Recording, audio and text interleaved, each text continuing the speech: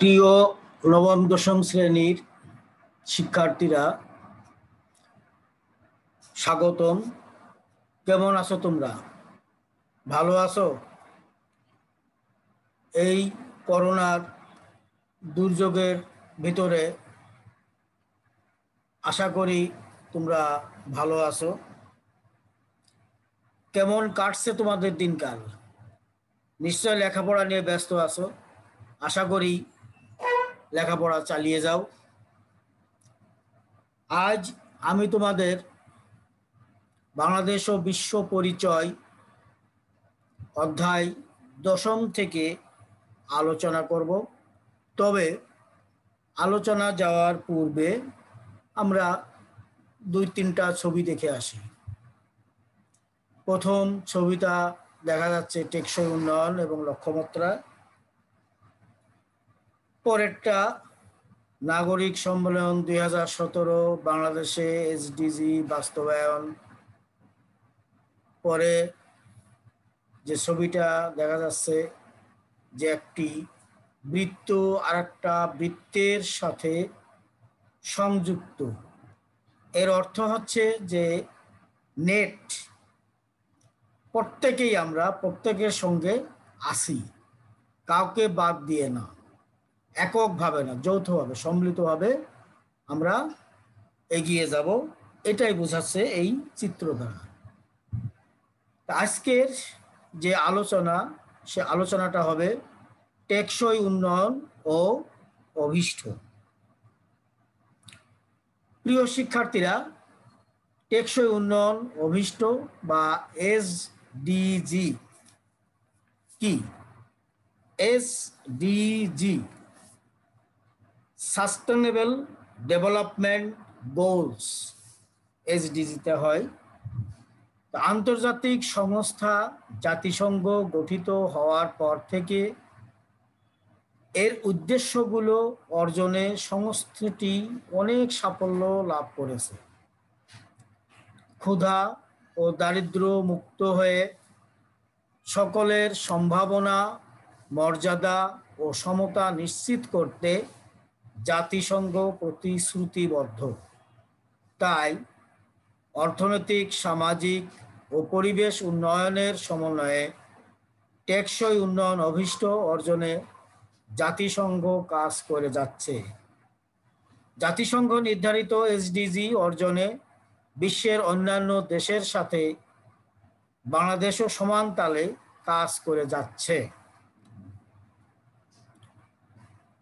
টেকসই উন্নয়ন অভীষ্ট অর্জনে অংশীদারিত্বের গুরুত্ব কি? উন্নয়নের সুফল ভোগকারী গোষ্ঠী হলো অংশীজন, অর্থাৎ যে কোনো কাজের সফলতা লাভ করে যে গোষ্ঠী যারা ভোগ করলো প্রত্যেকেই হবে অংশীজন, অর্থাৎ অংশীদারিত্ব। তারা যদি উন্নয়নের সুফল ভোগ করতে চায় তাহলে অংশীজন হিসাবে তাদের কিছু দায়িত্ব ও কর্তব্য ঠিকমতো পালন করলে উন্নয়নে তাদের কিছু দায়িত্ব কর্তব্য থাকে।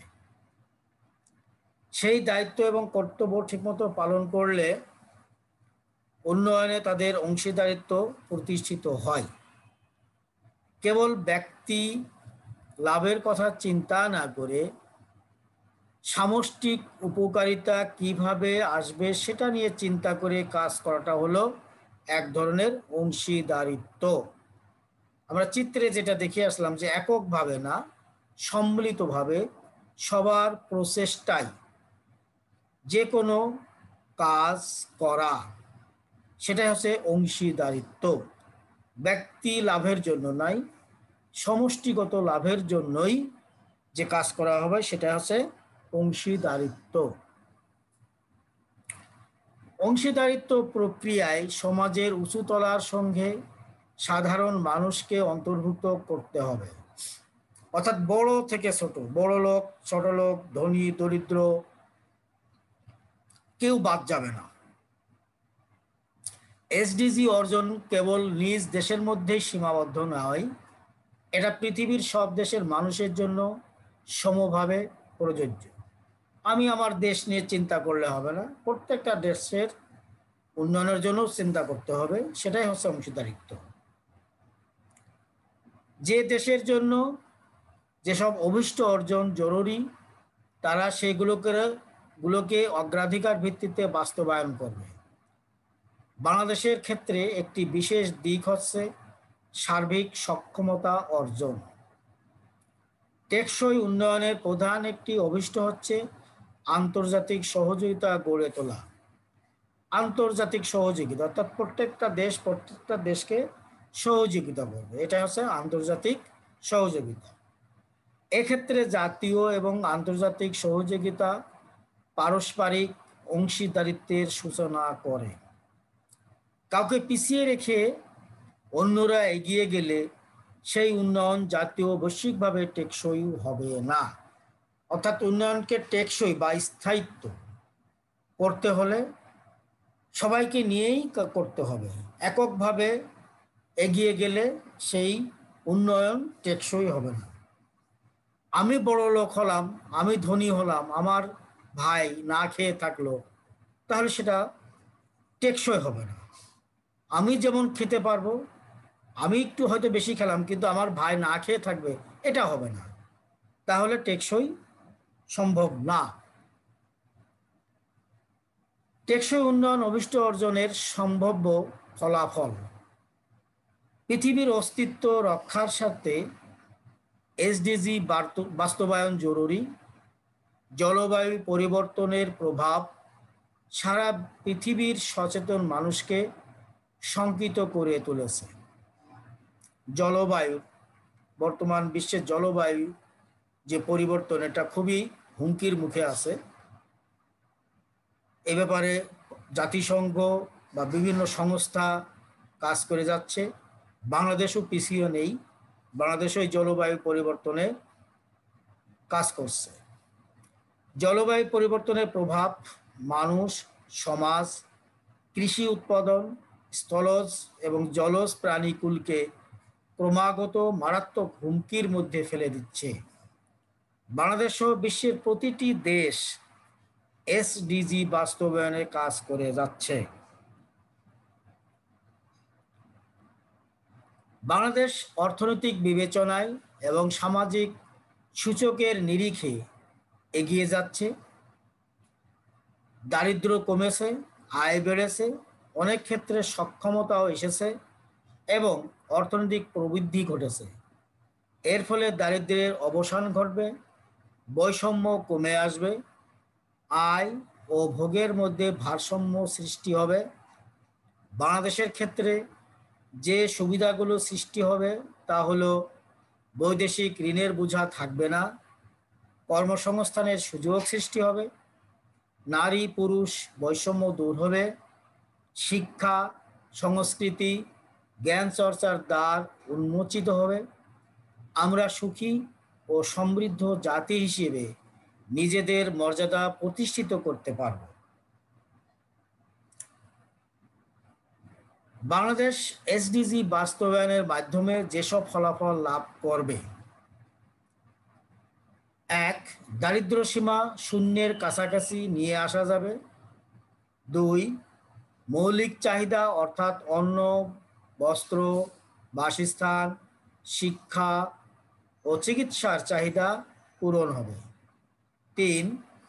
জেন্ডার সমতা বিধান ও নারী এবং মেয়েদের ক্ষমতায়নের ফলে সমাজের সকল স্তরে নারী নির্যাতন হ্রাস পাবে।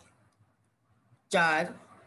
গ্রাম ও শহরে বিশুদ্ধ পানি ও সুষ্ঠু পয়ঃনিষ্কাশনের ব্যবস্থা করা গেলে ভালোভাবে বেঁচে থাকার পরিবেশ তৈরি হবে। 5. বন্যা, খরা, জলোচ্ছ্বাস, ঘূর্ণিঝড়, নদী ভাঙন সহ বিভিন্ন প্রাকৃতিক দুর্যোগ প্রশমন হবে। 6. টেকসই নবায়নযোগ্য জ্বালানি বৃদ্ধির মাধ্যমে কৃষি ও শিল্প উৎপাদন বৃদ্ধি পাবে। নবায়নযোগ্যটা কি? নবায়নযোগ্য হচ্ছে একটা জিনিস ব্যবহার করলাম, ব্যবহার করার পরে যে জিনিসটা অতিরিক্ত যে জিনিসটা থেকে গেল সেটাকে আবার ব্যবহার করা, সেটা হচ্ছে নবায়নযোগ্য। অর্থাৎ কোনোটাই ফেলে দেওয়া যাবে না, ওই ফেলা জিনিসটাই আবার কাজে লাগাতে হবে। সমাজে ন্যায় বিচার প্রতিষ্ঠিত হলে নৈরাজ্য কমে আসবে এবং স্থিতিশীলতা বৃদ্ধি পাবে। গণতান্ত্রিক প্রতিষ্ঠানসমূহ শক্তিশালী হলে রাজনৈতিক অস্থিরতা হ্রাস পাবে। টেকসই উন্নয়ন অভিষ্ট অর্জনে বাংলাদেশের চ্যালেঞ্জ বা MGD। MGDটা কি? MGDর অর্থ হচ্ছে millennium development goals. Millennium development goals Bangladesh জাতিসংঘ নির্দেশিত সহস্রবাদ উন্নয়ন লক্ষ্য বা MDG অর্জনে ইতিমধ্যে অনুসরণীয় সাফল্য দেখিয়েছে। বাংলাদেশকে বলা হচ্ছে সহস্রবাদ উন্নয়ন লক্ষ্য অর্জনের রোল মডেল। এর উদ্দেশ্য হলো বিশ্বের সর্বত্র সার্বিক ও সর্বজনীন কল্যাণ, পরিবর্তনশীল বিশ্বের সমতা ও বৈষম্যহীন উন্নয়ন নিশ্চিত করতে 2030 সালের মধ্যে SDG অর্জন করতে হবে। টেকসই উন্নয়ন হলো সামগ্রিক উন্নয়নের কাঠামোবদ্ধ পরিকল্পনা। টেকসই উন্নয়নের পথে সবচেয়ে বড় চ্যালেঞ্জ হলো সম্পদের অসম বন্টন, বৈষম্য ও দারিদ্র্য। বিশ্বে সম্পদের বৈষম্য যত বাড়বে, ধনী ও গরিবের বিভক্তি তত প্রকট হবে, আর বিভক্তি যত বাড়বে, বিদ্বেষ তত বাড়তে থাকবে। বর্তমানে পৃথিবীব্যাপী যে উন্নয়ন ঘটেছে তা ভারসাম্যহীন। এই প্রকট এবং ক্রমবর্ধমান বৈষম্য ও বিভক্তি টেকসই উন্নয়নের পথে একটি বড় চ্যালেঞ্জ। যদিও বাংলাদেশে সাম্প্রতিক সময়ে দারিদ্র্য ও অতিদারিদ্র্য উল্লেখযোগ্যভাবে কমেছে, অর্থাৎ একটা দেশ ধনী হচ্ছে আরেকটা দেশ গরিবই থেকে যাচ্ছে, তাহলে সেটা MDG বা SDG অর্জনে সহায়ক হবে না। এতে ভারসাম্য নষ্ট হয় এবং এক্ষেত্রে উন্নয়ন বাধাগ্রস্ত হয়। আমাদের সম্পদ বৈষম্য ক্রমাগত বেড়ে চলেছে। সমাজে এক শ্রেণীর মানুষ ভূমি দখল, নদী দখল, বন দখল, এমনকি অর্থনৈতিক প্রতিষ্ঠান কুক্ষিগত করে অপরিসীম সম্পদশালী হয়েছে। এর ফলে ভারসাম্যহীন সমাজ গড়ে উঠেছে ও পরিবেশের ক্ষতি হচ্ছে। ব্যক্তি পর্যায় থেকে সামষ্টিক পর্যায়ে সর্বত্র জবাবদিহিতা ও স্বচ্ছতার অভাব টেকসই উন্নয়নের পথে চ্যালেঞ্জ হয়ে দাঁড়াচ্ছে। অর্থাৎ জবাবদিহিতা যদি না থাকি, তাহলে কোনোভাবেই উন্নয়ন সম্ভব না। এটা উন্নয়নের পক্ষে বিশাল বাধা বা চ্যালেঞ্জ। শুধু সম্পদ বৈষম্য নয়, আয়, ভোগ, জেন্ডার এবং অঞ্চল বৈষম্যও কখনো কখনো টেকসই উন্নয়নের চ্যালেঞ্জ হয়ে দাঁড়াবে। অপরিকল্পিত শিল্পায়ন এবং নগরায়নের ফলে সৃষ্ট সমস্যা টেকসই উন্নয়নের পথে বড় চ্যালেঞ্জ হিসাবে কাজ করবে। অপরিকল্পিত, যেখানে সেখানে শিল্প কারখানা গড়ে ওঠা, যেখানে সেখানে নগর গড়ে ওঠা, এরকম যদি হয় তাহলে সেটা উন্নয়নের পথে চ্যালেঞ্জ হবে। প্রয়োজনীয় অবকাঠামোগত দুর্বলতা, গ্যাস, তেল, বিদ্যুৎ ঘাটতি ও কৃষিপণ্য সুষ্ঠু বাজারজাতকরণের অব্যবস্থা প্রভৃতি কারণে SDG অর্জনে বেশ কঠিন হবে বলে ধারণা করা যায়। এখন এই চ্যালেঞ্জ মোকাবেলায় আমাদের কি করণীয় আছে? টেকসই উন্নয়নের প্রধান ক্ষেত্র হলো আমাদের সমাজ, অর্থনৈতিক বিবেচনা এবং পরিবেশ সংরক্ষণ। এই তিনটি বিষয়কে কেন্দ্র করে যদি উন্নয়ন পরিকল্পনা গ্রহণ এবং বাস্তবায়ন করা হয়, তাহলে সকল ক্ষেত্রে টেকসই উন্নয়ন আশা করা যায়। তাহলে এই তিনটার উপরে বেশি গুরুত্ব দিতে হবে: সমাজকে, অর্থনীতিকে এবং পরিবেশ সংরক্ষণকে। এক্ষেত্রে স্ব অবস্থানে থেকে প্রত্যেককেই এগিয়ে আসতে হবে। উদাহরণ হিসেবে বলা যায়, উন্নয়নের পথে একটি বড় চ্যালেঞ্জ হলো পরিবেশ দূষণ। আসলে আমরা আমাদের শহরগুলোকে নষ্ট করে ফেলছি, ফলে রাস্তার পাশে ড্রেনগুলো বন্ধ হয়ে পানি ঠিকমতো নির্গমন করছে না। আমরা যেখানে সেখানে পলিথিন ফেলাচ্ছি, পানির বোতল ফেলাচ্ছি, অন্যান্য ময়লা ফেলাচ্ছি, বালি ফেলাচ্ছি। এইগুলো ড্রেনে, সোয়ারেজের ভিতরে যেয়ে আটকিয়ে যাচ্ছে, পানি ঠিকমতো নিষ্কাশন হচ্ছে না, যার কারণে বিভিন্ন জায়গায় জলবদ্ধতা দেখা যাচ্ছে। সকল ক্ষেত্রে বৈষম্য সহনীয় পর্যায়ে নামিয়ে আনা এসডিজি বাস্তবায়নে অত্যন্ত জরুরি। এক্ষেত্রে আয়, ভোগ, জেন্ডার, অঞ্চল ও সম্পদ বৈষম্য যথাসম্ভব কমিয়ে এনে সকল ক্ষেত্রে দারিদ্রতার অবসান ঘটাতে হবে। সরকার ও অন্যান্য সকল অংশীজনকে সাথে নিয়ে সমন্বিত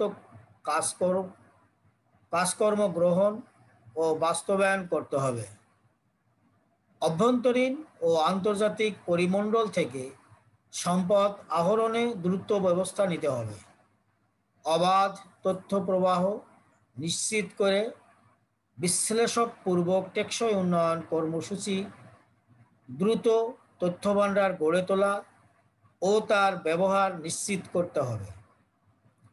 জলবায়ু পরিবর্তনের ফলাফল মোকাবেলা, পরিবেশ সংরক্ষণ ও উন্নয়নে প্রয়োজন অনুসারে ব্যবস্থা গ্রহণ করতে হবে।